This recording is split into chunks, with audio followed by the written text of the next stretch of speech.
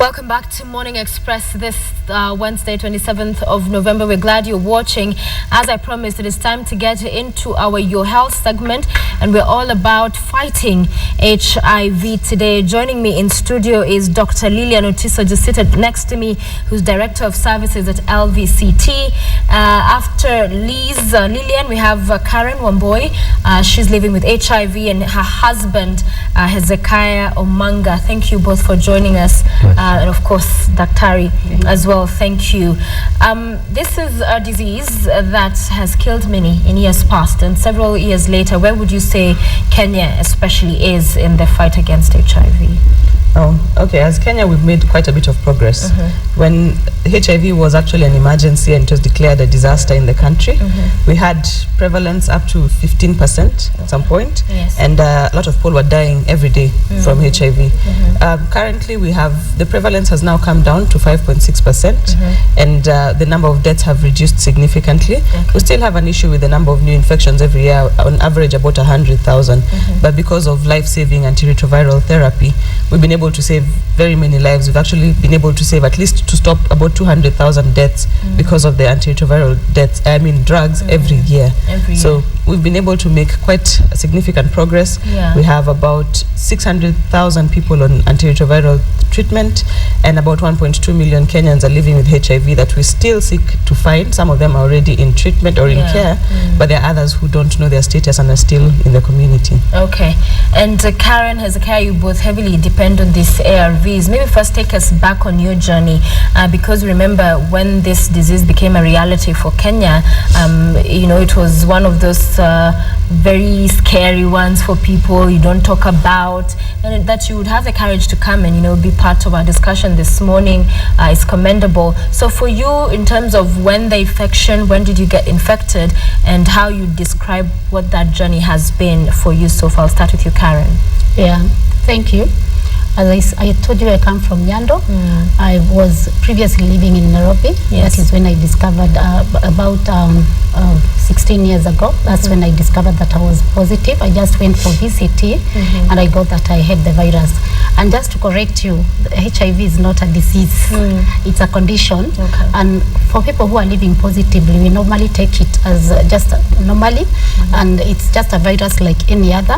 And the journey has been normally for us because of the connection that we've gotten, and that is where we collect our drugs. We are given counseling, and we are also given support, as in the people who are giving us the drugs walk with us that journey. You need to have people to walk with you. Okay, so 16 years. What about for you, Hezekiah? Thank you so much. I've also had the virus for at least almost the same amount of time. So you were married at the time? Yes. Okay. But when we came out openly, we got a lot of support from LVCT. Up till today, that's why we take our drugs. And there's we've reached also so many couples so that they can take drugs from LVCT. And there's a lot of support from them. Okay, and Karen, I'll just bring this back to you in terms of just as a couple. You know, for very many people, first it becomes a struggle even to continue to be together. So that you continued together and you're fighting this and have become an inspiration for very many. How did you manage to do that? What would you say was that strength that first you decided you'll work on this together, you'll not lose hope, and also that you'll use that situation to be an encouragement and support, if not inspiration, for other people? HIV is a virus that is transmitted mostly on sex. And as a couple, this is the pillar of marriage. So this is a journey that you need to work together, and that is why we encourage, and especially where we go for our treatment, that is LVCT, we encourage couple testing, because you cannot walk alone because of reinfection. You've got to be together, you've got to work together, you've got to give each other hope, because you need to, like sex life has to be, you have to change it and leave it, the two of you. It is about the two of you. All right. Yeah. You're part of LVCT. They've mentioned that quite a bit. Tell us about what you do there.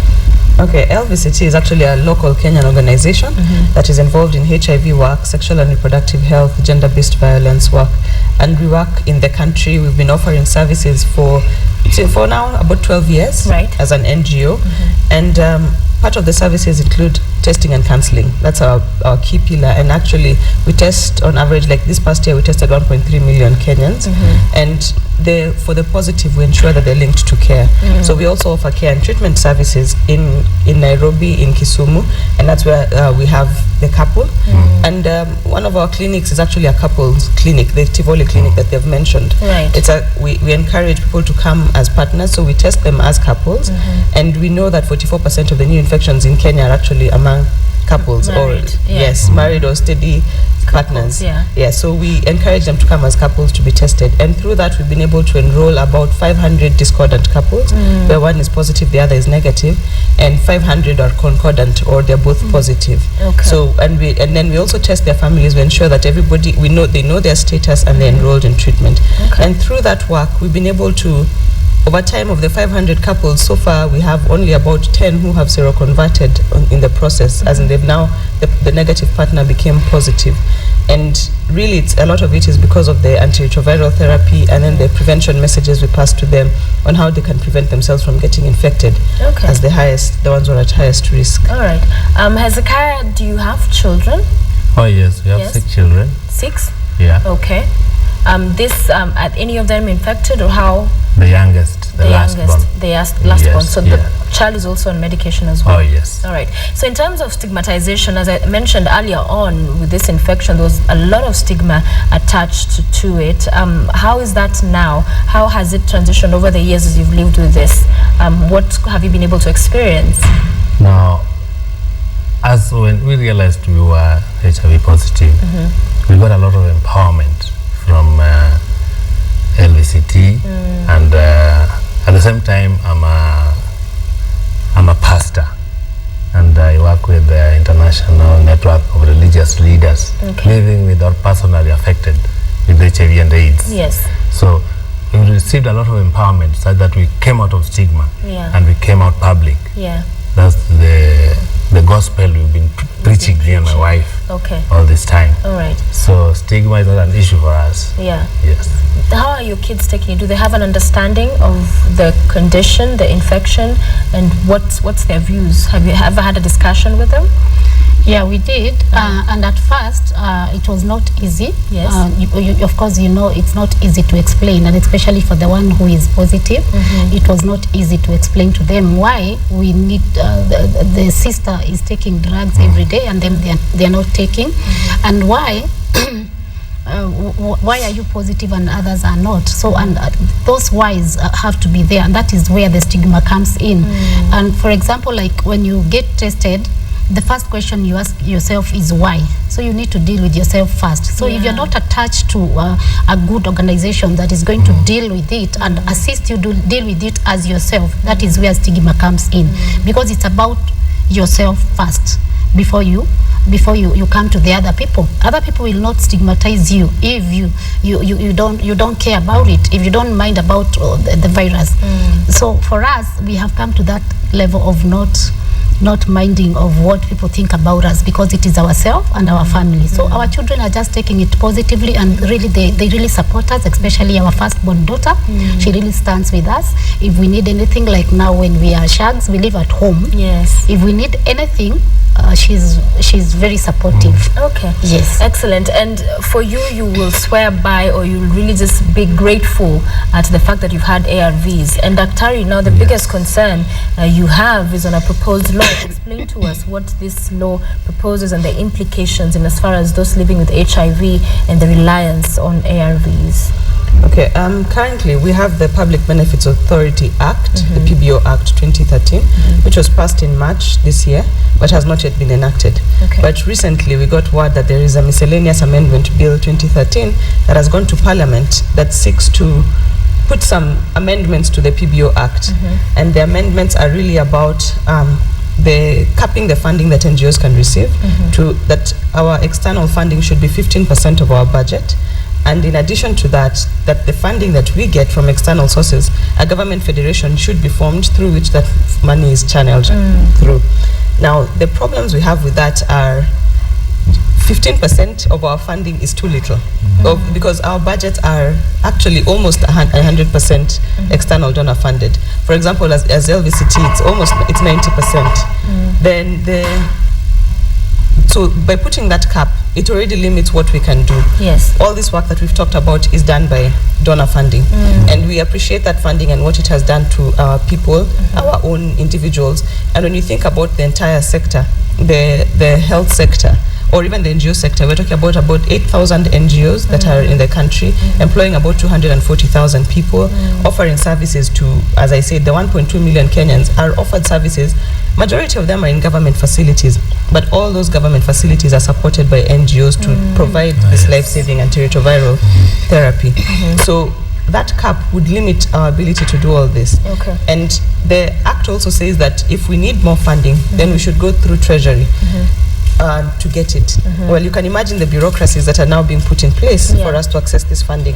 Even as a donor, you would find that very difficult. You'll give up, or You be like, just too give up. much. And easily go to another country. And that means that we roll back all these gains. We go back to having high HIV prevalence, high infection rate, and we go back to a state where we have we say 1.2 million. We'll probably have 2 million people who are living with HIV who cannot continuously access the treatment. People cannot be tested to know their status. And the thing with NGOs is that we work to support government. We don't, I'll speak on health NGOs.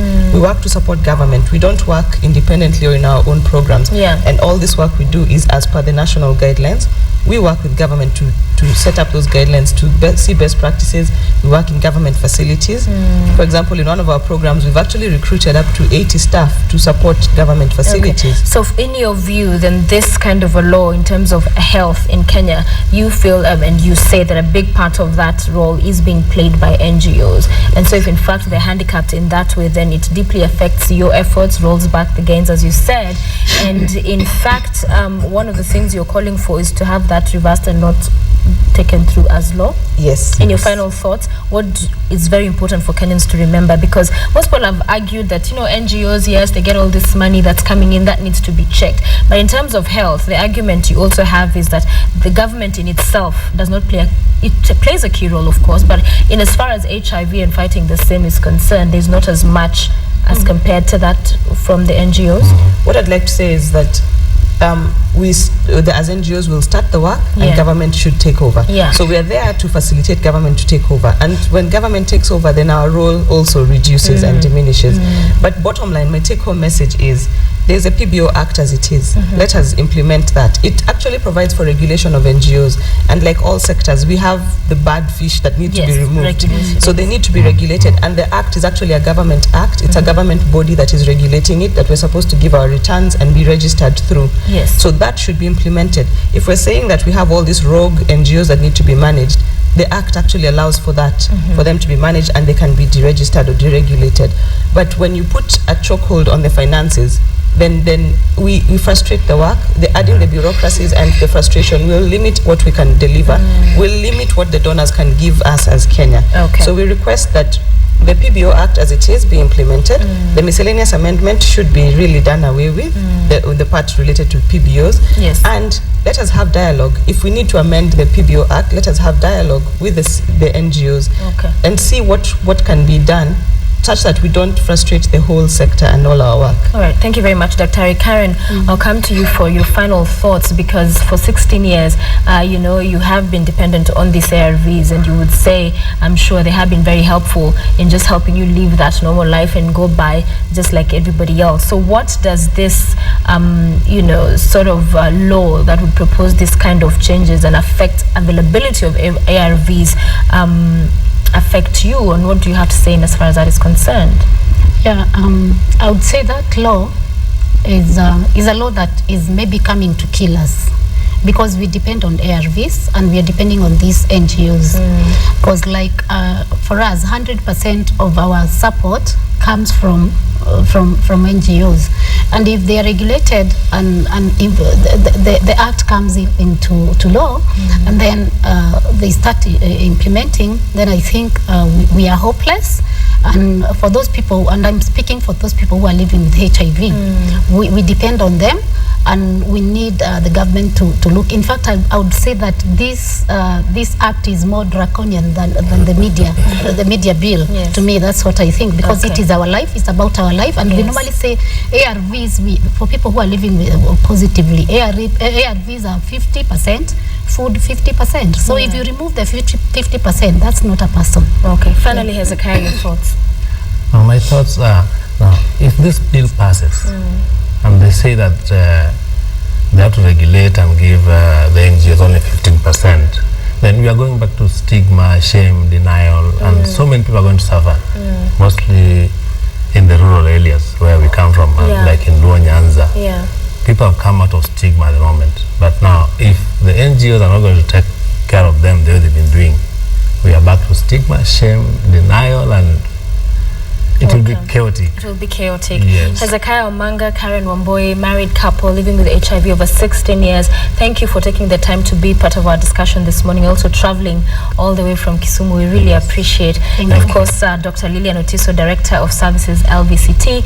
Thank you also for shedding light into what is very important and needs to, a conversation that needs to be had going forward. We wish you the very best. Thank you. Thank you very much.